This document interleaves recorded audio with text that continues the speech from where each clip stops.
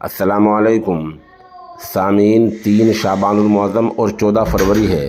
خبر کا عنوان ہے ڈاکٹر سید یاسر ایم ڈی کو ایوارڈ سے نوازا گیا۔ یہ ایوارڈ ان کی خدمات کی بنیاد پر دیا گیا ہے۔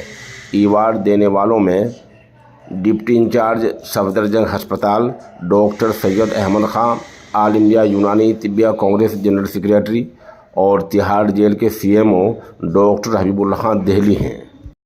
دراصل اس تعلق سے آل انڈیا یونانی طبی کانگریس کے زیر اہتمام RTO علاقے میں واقع راجندر بھون کے آڈیٹوریم میں ایک پروگرام ہوا ہے جس کا عنوان تھا طب یونانی میں کیریئر۔